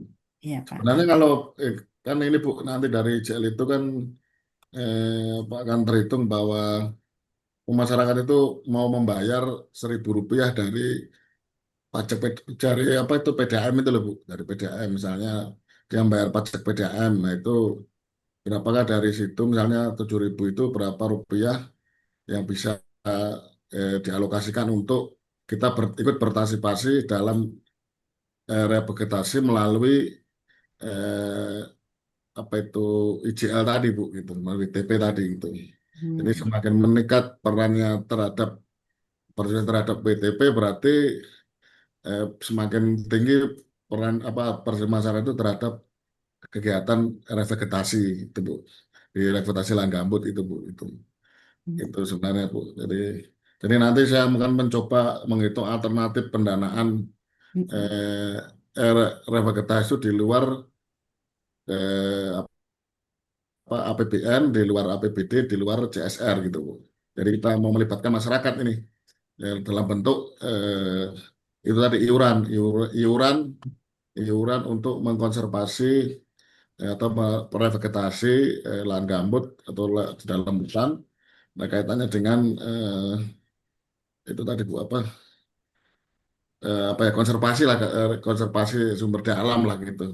Nah, tapi intinya kita mau melibatkan masyarakat itu Bu. Bukan hanya Ya, pemerintah ya, dari ya. sisi APBN-nya, perusahaan dari sisi CSR-nya atau kewajiban rehab dan reklamasi, kemudian juga apa itu istilahnya masyarakatnya dari sisi WTP-nya tadi Bu gitu. Mm-mm. Mm-mm. Gitu. Sebenarnya nanti terkumpul dari masyarakat itu berapa, nah kita akan menganalisa oh kita tuh harus membutuhkan dana gap dana sekian gitu. Misalnya kita butuh 1.400.000 10 juta per hektar, ternyata masyarakat hanya bisa menyumbang 1 juta per Sekian hektar persen. misalnya gitu. Nah Mm-mm. gitu aja sih Bu. Nah, Jadi ya, nah, ya. untuk meningkatkan partisipasi mereka itu apa yang harus kita lakukan gitu loh Bu. Apa Itu yang ya. dilakukan? Langkah apa yang Gitu. harus Dan itu dilakukan ya? yang belum saya lihat di jurnal-jurnal Bu ya. Eh, eh. Itu Sebenarnya mungkin hanya itu yang langkah-langkah itu boleh menjadi novelty. ya Ya, itu Bu, ya itu maksudnya dan langkah-langkahnya itu. kemudian Iya. nanti sebenarnya ada satu pertanyaan lagi Bu, cuma nanti saya akan tanyakan pada promotor apakah perlu aktornya siapa gitu Bu. Aktor yang akan membuat agen perubahan ini siapa gitu. Gitu. Bu. Misalnya terus lembaganya seperti apa kan ini merubah menggeser pola masyarakat ini kan rumit Bu. Gitu maksudnya dari sadar menjadi dari tidak sadar menjadi sadar lingkungan itu kan berat gitu. Itu aja Bu yang mungkin menjadi Iya, apa iya, iya menjadi Pak. analisis gap-gap saya lah gitu. Iya, Apa iya. gitu Bu ya. Iya Pak. Tapi ini baru saya tulis di Bu, buku kuliah saya Bu. Belum Iya, saya iya. belum Iya. saya ketik. Mudah-mudahan Gitu, nanti bisa rancang-rancang dulu Bu gitu. diketik, nanti disampaikan Pak ya. Iya Bu, Gitu. tapi anunya apa garis besarnya saya sudah ada gitu Bu. Tinggal di Ya. Mm-mm. apa eh, diwujudkan dalam bentuk proposal gitu Bu ya. Asal, iya, iya, iya, Nah, iya, sehingga Bu. iya. Iya. Maka kemarin saya sudah menekankan juga di bab satu boleh di poin-poin dulu. Di poin-poin bab satunya, nanti rumusan masalahnya di latar belakangnya ya, boleh di poin-poin, nanti penjelasannya kan di apa sambil dicari datanya. Seperti itu sambil dibaca, sambil ada jurnal, sambil diambil dari jurnal seperti itu. Tapi di poin-poin sudah supaya tidak lupa. Poin-poin nanti baru rumusan masalah, tidak apa-apa, tidak sempurna itu wajar aja. Ya, lalu nah, nanti tujuan, nanti diingatkan lagi pada saatnya nanti harus jelas tujuan itu analisisnya ini, habis itu data yang mau diambil ini itu nanti di dalam apa di dalam ujian kualifikasi itu selalu di apa ditanyakan. Ya, novelty-nya apa, goal penelitiannya apa, bagaimana ininya apa pertanyaan penelitiannya, lalu tujuannya bagaimana, dianalisis dengan menggunakan apa, seperti itu. Biasa pasti di ini karena kalau misalnya bisa dibuat dalam bentuk tabel. Tujuan yang pertama analisisnya ini, data yang mau diambil adalah ini, siapa orangnya, sampelnya mana. Nah, seperti itu ya. Jadi mulai sekarang berpikir apa membuat yang ringkas supaya nanti bisa disampaikan pada saat ujian kualifikasi. Karena kita mengharapkan juga di dalam ujian kualifikasi, kalau biasanya penguji itu sudah tahu benang merahnya, dia akan enak memberikan masukan. Oh, ini harus ini. Nanti ini variabelnya harus ini seperti itu. Enak. Tetapi kalau kita masih belum ini biasanya juga apa ada juga nanti yang diberikan masukan atau disarankan seperti ini atau dirubah dan lain sebagainya. Nah, seperti itu. Jadi kita harus memang betul-betul sudah apa memikirkan yang fix dasarnya ya, yang apa dasarnya itu sudah harus jelas gitu, sudah fix gitu dasarnya. Nah, pengembangannya itu aja nanti yang mudah-mudahan diberikan masukan oleh para penguji ya, seperti itu. Baik. Perlu diingat juga mungkin pola ilmiah pokoknya UPR itu pasti terkaitnya dengan pengembangan ilmu pengetahuan teknologi dengan arah pengembangan pada daerah rawa gambut, tropika ya, serta daerah aliran sungai dan lingkungannya. Nah, tadi termasuk hutan, termasuk yang lain-lain ya, seperti danau dan sebagainya. Nah, ini perlu diingat juga. Yang penting jangan sampai nanti di luar itu. Ya, jadi kalau masih terkait-kait, walaupun itu adalah penelitian sosial, penelitian lingkungan, atau penelitian ekonomi, tetapi terkait di daerahnya adalah daerah gambut, ya daerah das aliran sungai misalnya, ya daerah das, nah itu silahkan di mungkin perhutanan sosial, nah seperti itu ya, enggak masalah karena itu sudah semuanya terkait pada pola ilmiah pokok ya dari Universitas Palangkaraya. Jadi kita kebanggaan kita memang adalah itu. Ya, mungkin ada terkait-kait nanti yang juga Bapak Ibu yang mau karbon ke arah perdagangan karbon kita tidak boleh karena itu adalah miliknya pusat perdagangan. Tetapi di dalam pengelolaannya ya seperti pemanfaatannya, jasa lingkungannya dan lain-lain itu masih boleh. Nah, mungkin nanti ada yang sampai ke sana karena itu adalah tren-tren dari apa Kalteng ya, tren dari Kalteng yang memiliki luasan gambut yang eh, luar biasa, memiliki hutan, memiliki laut ya, memiliki garis pantai yang panjang. Nah, itu adalah bagian-bagian yang Bapak Ibu bisa lihat disesuaikan dengan kompetensi bidang ilmu dan pekerjaan. Seperti itu. Karena kita itu yang selalu dipertanyakan oleh orang-orang yang di luar sana bahwa Kalteng itu punya segalanya, atau jangan sampai jadi penonton dan lain sebagainya. Nah, itu bagaimana kita mewujudkannya di dalam penelitian doktor ya, dalam penelitian disertasi kita. Mungkin bagian-bagian kecil tadi tidak apa-apa. Seperti itu. Ya, jadi kita tadi misalnya kayak tarif tadi kan sebenarnya menarik ya. Menarik itu bagaimana kita meningkatkan PAD padahal kita ini tempatnya tempatnya apa? Tempatnya perkebunan kelapa sawit, tempatnya batu bara. Tetapi nah kita ada nggak masyarakat kita? Nah, padahal dengan pajak tadi kan mestinya ya kita apa kebagian lah seperti itu dan apa peningkatan PAD untuk pembangunan eh, Kalteng, masyarakat Kalteng ini. Baik, mungkin ada saya share sedikit ya, eh, Mbak Indah, mana saya bisa hmm, saya sedikit Sebentar Bu. share ya. Tadi Ini Pak, ininya di stop screen dulu Pak. Siapa? Epsa udah nggak? Sudah, Bu, sudah di stop screen. sudah Udah. Oke. ini. Nah, tadi terkait yang sudah disampaikan juga apa oleh Pak Epsa tadi dia menggunakan kombinasi ya, kombinasi dari penelitian atau metode kuantitatif dan kualitatif tadi. Ini. Nah, ini ya. Jadi metode penelitian ilmu lingkungan itu memang mencakup jadi kombinasi pendekatan kuantitatif dan kualitatif. Kalaupun ingin menggunakan kuantitatif saja boleh, maupun menggunakan kualitatif saja boleh, tetapi kombinasi keduanya juga lebih baik, ya. Kombinasi keduanya lebih baik.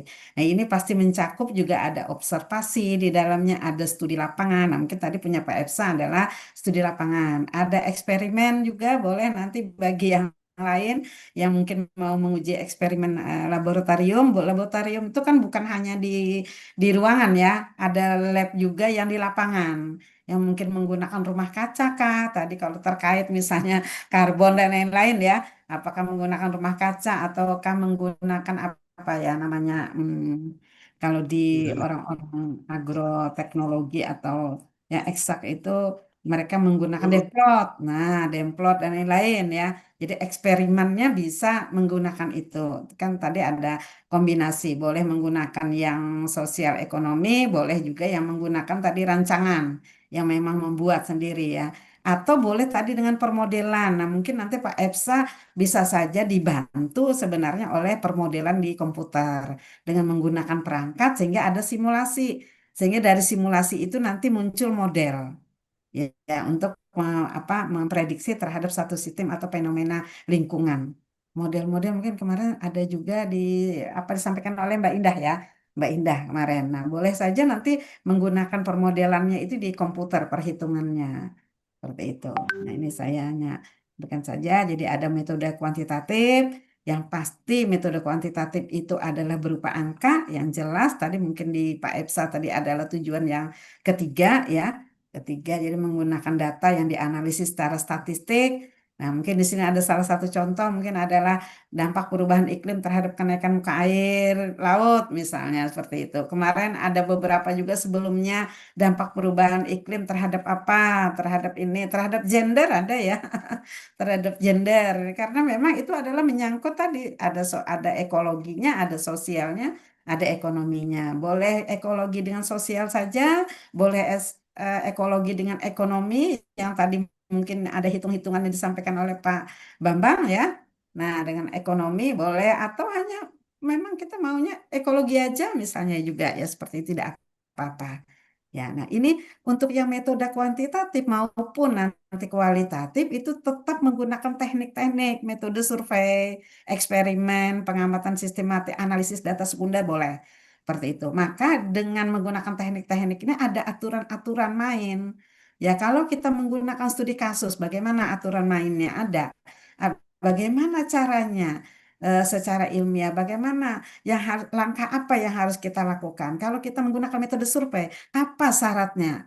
Jadi itu jangan sampai nanti tidak dimasukkan ya. Jadi ada yang tertahan di ujian tertutup karena tidak bisa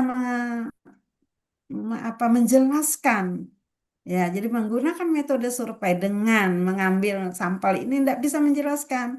Tadi ada disebutkan purposive sampling, tapi apa pertimbangannya apa? Pertimbangan ilmiahnya. Nah, itu jangan sampai nanti ini jadi tertahannya di situ. Ya, itu jangan sampai itu bagian-bagian juga masukan bagi saya sebagai dosen metodologi ya. Jadi pertanyaan-pertanyaan dosen penguji itu adalah bagian yang saya tekankan di dalam teori metodologi penelitian. Ya, jadi ada survei tadi ya, jelas tadi survei harus ada syarat. Ya, ada syarat. Jadi itu. Baik. Nah, itu ada data sekunder, ada eksperimen juga harus jelas nanti seperti apa ya. Jadi analisis data sekunder juga harus jelas seperti apa ya. Baik. Nah, ini metode kualitatif kita pasti bagian yang tidak menggunakan data kuantitatif. Tetapi boleh data kualitatif itu kita kuantitatifkan. Boleh. Ya, jadi misalnya dengan menggunakan analisis SWOT, mungkin kita harus mengkuantitatifkan karena ada nilai skor di situ. Ya kan, kita scoring. Mungkin kita menggunakan persepsi. Tadi misalnya persepsi atau partisipasi, maka kita ada yang kita skor nilainya. Misalnya jawabannya bagaimana, kita kasih nilai. Nah, itu mungkin ada yang kita sebut dengan skala Likert. Ya, mungkin ada juga yang menggunakan AHP. Ya, analisis hierarkis tadi. Jadi dengan menggunakan expert kita, oh jawabannya seperti ini, seperti ini. Nah, Itu adalah bagian-bagian yang nanti di dalam data kualitatif boleh kita biarkan sebagai data kualitatif deskriptif. Dari jawaban-jawaban itu kita ambil kesimpulan, ya. Tetapi boleh juga nanti kita pindahkan dia menjadi data kuantitatif, ya. Nah, ini salah satu contohnya adalah bagaimana mengamati dan memahami literasi ekologi masyarakat nelayan serta bagaimana pengetahuan itu diwariskan. Jadi ada warisan sudah dari leluhur, ya, mungkin leluhur, bahwa menjaga lingkungan itu adalah seperti ini. Jadi ada pembelajarannya sudah, dan itu diturunkan turun temurun. Jadi kalau misalnya mau menangkap ikan, itu ada hal-hal yang misalnya tidak boleh dipakai listrik, tidak boleh putau, tidak boleh apa yang akan menghabiskan ekosistem. Nah, di situ, nah itu kita gali bagaimana nih. Nah, jadi penelayannya kita gali bagaimana dia bisa menjaga lingkungan untuk bisa tetap hidup, ya, tetap hidup, tetap bisa menjaga tempat hidupnya dan tetap bisa hidup. Tidak mungkin tidak mengambil ikan yang kecil-kecil, tapi yang diambil adalah ikan yang selektif. Maka alat yang digunakan mungkin berbeda-beda. Ya, jadi alat yang digunakan itu tidak serampangan yang mengambil ikan kecil-kecil karena akan menghabiskan ekosistem misalnya. Karena itu juga terkait dari merusak lingkungan, ya. Nah, itu. Jadi ini ya di sini ada bagaimana di situ tujuan utamanya adalah memahami memahami eh, dengan mendalam, ya. Jadi ada persepsi dan lain-lain seperti itu. Nah, itu dari penelitian kualitatif. Maka bisa juga di situ dikombinasikan,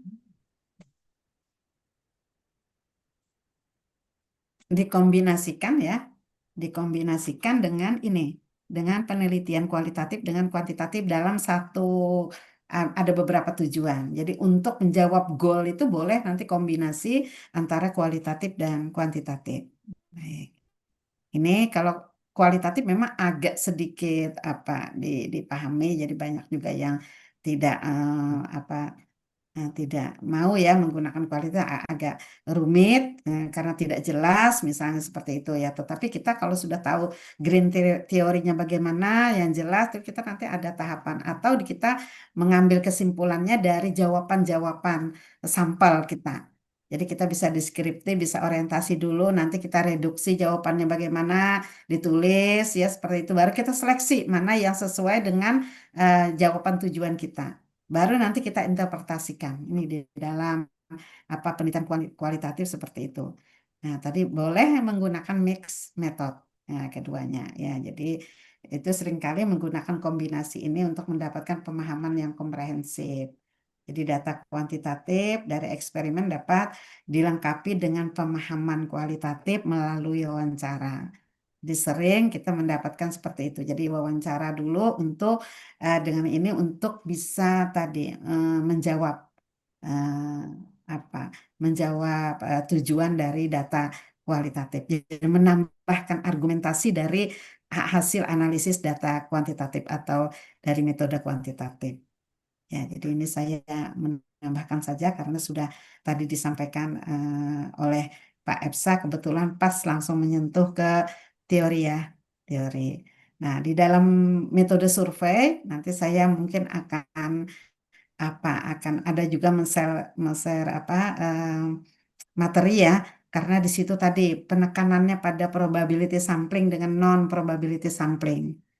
Seperti itu. Yang probability sampling semua itu ada kriterianya, yang non juga ada kriterianya. Termasuk tadi salah satunya yang non probability sampling adalah yang purposive. Jadi harus jelas alasannya, pertimbangannya secara ilmiah. Kenapa kita memilih itu? Kenapa kita memilih sampel ini? Nah, sampel ini kita teriakan, misalnya sampelnya adalah yang usianya sekian, yang pendidikannya sekian, yang ini seperti itu, atau adalah bagian dari pertimbangan akademis, ya, atau pertimbangan ilmiah, ya, pertimbangan ilmiah. Jadi boleh saja semua itu boleh, apakah penetapan lokasi, apakah penetapan sampel, apakah penetapan expert, boleh. Jadi ada kriteria seperti dengan pertimbangan-pertimbangan ini. Tadi Pak Epsa mungkin merujuk kepada ahli lingkungan misalnya. Tetapi ahli lingkungan siapa orangnya? Nah, karena siapa itu maka eh, harus ada kriteria rujukannya. Siapa dia? Nah, kalau orang mungkin arsitek tuh dia masuk di forum apa nih, forum tata ruang misalnya masuk di sini, nah seperti itu. Jadi harus ada expert yang sesuai tadi proposif. Jadi disebutkan di dalam metode penelitian tuh harus jelas. Jangan sampai ambil sampel tidak jelas dari mana nih referensinya, tidak jelas pertimbangan dan lain-lainnya. Kenapa mengambil yang ini, kenapa mengambil yang itu ya. Nah, ini bagian-bagian yang penting nanti di dalam penulisan ilmiah. Ya. Nah, terkait juga dengan mulailah menulisnya dengan aturan tadi. Nanti mudah-mudahan buku panduannya ada, jadi aturannya disesuaikan dengan buku panduan. Jangan sampai tidak sesuai. Jadi masih banyak juga tulisan-tulisan mahasiswa doktor yang, nah, ada yang membuat daftar isinya di lampiran, nah, seperti itu ya. Hal-hal yang tentu saja ya. Ada yang membuat kata pengantarnya di mana. Nah, ya jadi ada aturan-aturannya. Jangan sampai tidak ada. Kita harus jelas dalam kita ibaratkan disertasi itu adalah bangunan rumah kita, maka harus jelas yang pondasi yang mana, yang atap yang mana, yang tiang yang mana, jendelanya di mana. Itu ada estetikanya ya. Jadi tulisan itu adalah estetika. Jadi jangan sampai nanti ada yang juga bab 1 dengan bab 2 beda font, beda apa jenisnya. Nah, itu saya ingatkan. Ya, saya ingatkan karena itu kritikan-kritikan yang menyentuh ke dosen metode penelitian ya, yang menyentuh. Jadi saya ingatkan itu karena memang sudah aturannya kita harus tetap konsisten. Tulisan awal dari awal sampai dengan lampiran pasti ada. Ya, di dalam bahasan-bahasan nanti pada saatnya di metode penelitian ada analisis data ya. Jadi ada analisis untuk menjawab tujuan itu, maka biasanya hasil analisis itu kan kita lampirkan. Hasil analisis dilampirkan, maka biasanya di apa diargumentasi atau di hasil pembahasan itu ditulis ya di yang sudah dijelaskan atau pada lampiran sekian. Ya. Jadi ditulis itu sering juga ada yang ketinggalan seperti itu ya. Jadi kita berulang-ulang. Kadang-kadang apa ini kan kita ini ada di dalam tim pembimbingan itu ada promotor, kopromotor 1, kopromotor 2. Itu ada tugas masing-masing. Ada tugas masing-masing yang tentunya semua berkontribusi untuk kesempurnaan tulisan ya. Tetapi kan ada mahasiswa yang tidak mau melihat. Ya, jadi dia maunya taunya dengan promotor aja. Nah, seperti itu ya. Jadi jadi ada etikanya. Etikanya jangan sampai kita karena semua tuh ada fungsinya. Kalau misalnya kita tidak mengikuti, berarti nggak usah aja ada promotor 1 aja ya. Promotor aja, ko 1 dan ko 2-nya nggak usah kan seperti itu. Nah, sering itu kita temui ya di dalam ini. Makanya Bapak Ibu harus bisa ini menyesuaikan. Maka ada tugas-tugas masing-masing. Ya, jadi kalau misalnya saya sebagai ko 2, saya pasti koreksi tulisan. Ya, tulisan saya tuliskan. Kadang-kadang sudah dituliskan juga ini. Jadi mohon, karena kita ini adalah grade-nya tadi doktor ya. Grade paling tinggi. Berarti kita ingin tulisan kita juga yang paling tingginya nilainya ya, nilai estetikanya. Nah, seperti itu. Jadi kita memahami. Tetapi kan kita tidak mungkin juga satu-satu di dalam mata kuliah kan kita terbatas. Tapi karena Bapak Ibu sudah pengalaman di S1 dan di S2, maka di S3 ini paling tidak sudah tinggal apa mengingatkan aja ya pencerahan-pencerahan saja. Iya. Baik, mungkin ada yang ingin ditanyakan lagi? Mudah-mudahan nanti masuk mungkin saya nanti 5 kali ya masuk ya. Mungkin keempat kelima kita presentasi aja ya. Presentasi mungkin nanti mudah-mudahan yang berikutnya siapa yang ini karena bagian-bagian yang mungkin ujian tengah semesternya adalah penilaian-penilaian dari presentasi ya. Jadi Bapak Ibu kita mengharapkan 2 kali masuk ini adalah kedua-duanya bagian semuanya sudah presentasi mengenai topik judul. Karena akan ada masuk materi di situ. Ya, Baik, baik. Bu. Ya, terima kasih. Mungkin cukup. Atau ada yang Cukup, Ibu. cukup ya. Oke. Terima kasih atas semua perhatian. Materi nanti gampang saya share-share ke Mbak Indah ya. Mm-mm. Ya, Ya, Bu. Kasih, Bu. Iya, iya. Bu, Terima kasih izin, atas Bu. segala. Ya, Mungkin silakan. ada ini. Saya ini kan kemarin tuh kan ini cuma sharing ya, Bu ya. Kemarin Mm-mm. tuh kan maunya kan ke ranah PS, tapi saya berpikir lagi, ini maunya arah lokus saya ini malah ke pertanian tradisional yang sudah dilakukan di Desa Kalampangan gitu loh, Bu. Karena Mm-mm. akses juga dekat sama mungkin saya orang ini ya maksudnya di kantor juga agak sibuk umpamanya kita ke PS saya pikir lokusnya itu agak jauh-jauh sehingga saya nggak terlalu fokus. Oke lah saya bisa nitip sama penyuluh-penyuluh yang ada PS yang ada di Provinsi Kalimantan kan di bawah kami juga Bu. Tapi Mm-mm. mungkin secara pribadi saya kurang fokus artinya kurang mendalami maksudnya ke kelompok taninya ini. Jadi eh, makanya saya berpikir ulang untuk pindah ya artinya lokasinya itu lebih maunya fokus ke Desa Kelampangan karena akses juga dekat sama ini ya kantor saya pribadi. Terus di sini saya mencoba ini yang kemarin itu tetap di permodelan Bu. Tapi di sini permodelannya dalam pengelolaan lahan gambut, model ya penetapan model pada pengelolaan, maksudnya lahannya lahan gambut pada pertanian tradisional di Desa Kelampangan, Provinsi Kalimantan Tengah. Nah, ini apakah di sini kebaharuan artinya apakah terlalu mudah bagi seorang kandidat lah istilahnya dokter, apakah ini penelitian cuma ya anggap biasa atau gimana menurut Ibu? Saya kurang belum terlalu pede untuk memilih isu ini Bu. Terima kasih Bu. Yang pasti lokasinya nanti yang disebutkan oleh dekat dengan kantor ya. Karena itu pasti tidak ilmiah ya kan?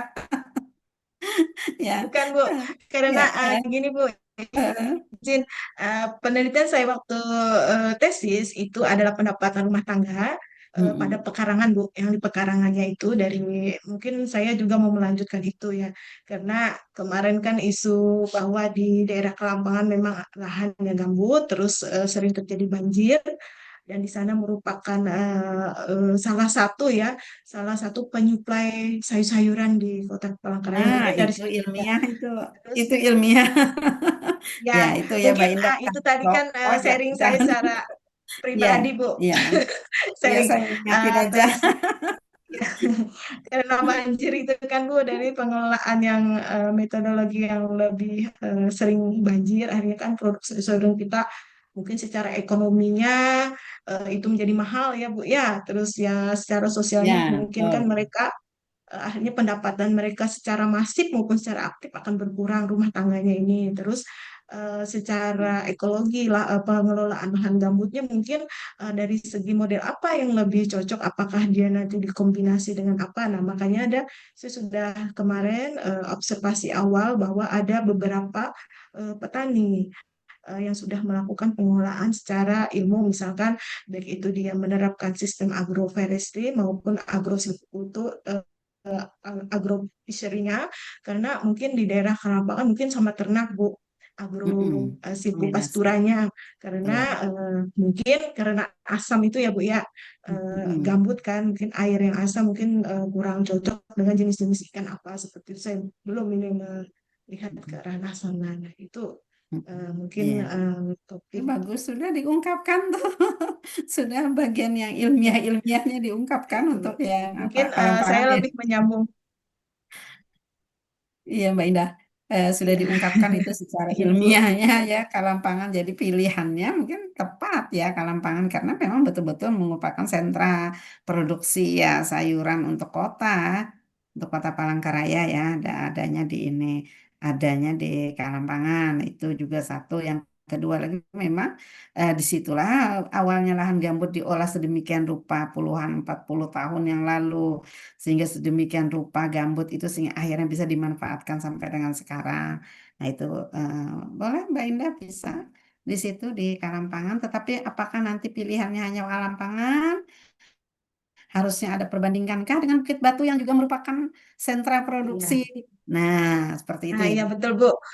Mungkin Heeh. nanti ada perbandingan yang di kota, Iya. bukan di daerah ini Tuh, Tangkiling ya Bu ya. Karena Nah, di sana daerah kan Tanggiling, tanahnya sudah betul. bukan minimal di sana bukan gambut. Gambut. Saya lihat di sana. Iya. Jadi Heeh. Kalampangan kan bergambut seperti itu bagus juga Bu. Iya. Ada dua ini Iya. ya. Oke Bu. Makasih Bu Iya, masukannya Bu. iya, iya, iya. Jadi nanti ada data cross section yang yang Mbak Indah bandingkan antara itu tadi ya.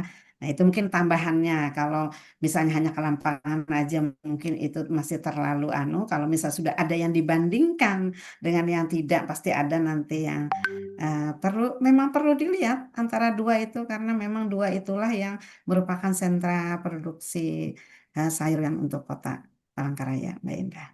Iya, semangat Mbak Indah. Ya Bu, semakin Semangat. semakin nulisnya mana nih malah tiba-tiba ngubah-ngubah sendiri. Ya, itu artinya ada progres di situ. Kalau sudah bingung kayak gini itu ada ada progres di situ. stres. Iya, saat stres berarti progres, Pak Taufik. Jadi tidak apa-apa. Jadi kalau kita sekarang bingung, malam ini bingung, memikirkan 1 minggu belum tertulis lagi seperti itu adalah bagian dari progres. Tetap harus disyukuri. Tetapi kan kita memikirkan, ya, memikirkan. Nah, bagian memikirkan itu pasti nanti ada, ada yang sudah ditulis lah. Tadi kayak seperti Pak Bambang, bingung masih tulis-tulis di sini, tulis-tulis, ketik. Ya, karena memulai itu memang sulit. Iya, jadi saya sangat memahami. Semangat semuanya, semangat harus diperjuangkan. Eh, Tetap nanti saya berkesempatan bisa kita tetap diskusi walaupun nanti ada dosen lain yang masuk memberikan kuliah, tetapi saya tetap membuka diri sampai dengan Bapak Ibu bisa menyelesaikan proposal. Ya, jadi Pasti siapapun nanti Bu. yang ya seperti itu, silahkan aja mau jadi promotornya siapa, pembimbingnya siapa tidak masalah karena bagian dari tugas dosen metodologi dan penulisan ilmiah itu adalah bagian sampai dengan selesai. Ya, jadi bisa aja kita diskusi dimanapun Pak Taufik, boleh Siap Bu. mau WA, mau telepon, mau di mana ya, silahkan. Jadi kita sama-sama supaya Bapak Ibu tetap punya semangat untuk bisa menyelesaikan dalam waktu 3 tahun karena inilah paling sulit. Ini bagian yang paling sulit. Kalau mata kuliah mungkin boleh udah ngerjakan tugas, sudah ujian udah ya, tetapi penyelesaian proposal tidak selesai-selesai. Nah, itu ya karena itu harus diselesaikan sampai dengan di ujian kualifikasi. Paling tidak sampai situ sudah kita punya bahan. Ya. Baik Bu. Baik, ya, terima kasih atas semua perhatian. Mohon maaf jika banyak kekurangan yang saya sampaikan. Mudah-mudahan apapun dari kekurangan ini, dari kelebihannya yang dilihat adalah bisa untuk membantu Bapak Ibu di dalam menyelesaikan draft proposal disertasi. Mungkin itu sekali lagi saya ucapkan terima kasih atas semua perhatiannya. Saya sudahi Bu. kuliah ini dengan Izin Bu, ucapan wassalamualaikum. Ya. untuk absensi kita di Ubernya sudah nggak, Bu? Untuk di ini kan? Nanti sama Lili aja ya. Sama Oh Lili iya tadi Bu, sudah ada WA siap. tuh orangnya. Ya, ya, mari. Assalamualaikum Nanti warahmatullahi wabarakatuh. Selamat Baik. malam. Waalaikumsalam warahmatullahi Waalaikumsalam. wabarakatuh. Selamat malam. Waalaikumsalam. Selamat berlibur, Bu. Iya, sama-sama Pak. Semangat Pak Efsai. Besok, libur nih. besok Libur anu lagi gimana nih. besok Jualan kuliah Pak saya Efsa? nih. Libur, Bu. Udah Lagi jualan Ayo, apa ini? PPIG besok. ngopi di warung, Libur, Pak. libur besok, libur. Libur.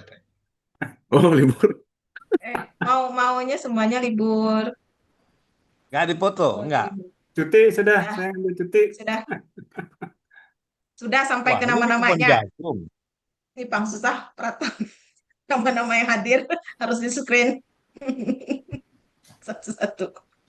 Ah, Foto. kalau besok kita itu 7.30 sudah masuk ini terus yang Prof Bambang. Setelah itu ini juga saya maunya kan online ya. Saya juga lari nanti ke PPIG nutup laptop. Cepat-cepat ya. Gimana lagi karena masing-masing ini ya. Kita mungkin nanti kita diskusikan juga dengan pihak jurusan seandainya nanti gimana yang nggak bisa atau secara hibrid gimana kayak gitu. Jadi untuk kita koordinasi dengan Kajur supaya nanti kita tidak menyalahi aturan dari kampus ya. Bisa aja saya langsung chat Mbak Lili, tapi kan beliau kan di Ya, bawah Kajur, jadi kita nanti ada etika kita sebagai ini mahasiswa. iya Bu, Itu kasihan yang saya di sangat ujung penting kulon kita ini Bu. kita jaga. Karena posisi Gimana kita sekarang ini dengan Mbak Elsa? adalah mahasiswa. Jadi harus keputusan kampus kita ikuti dulu mekanismenya seperti apa. Kita bisa aja nanti pelan-pelan gimana minta arahannya, tapi jangan sampai kita terlalu ini ya, karena kita nggak tahu tipe-tipe pengajar kita. Jadi juga pelan-pelan umpamanya Pak Sega, saya bersikeras bahwa kita bisa online atau gimana. Beliau tetap nggak mau direpotkan kayaknya seperti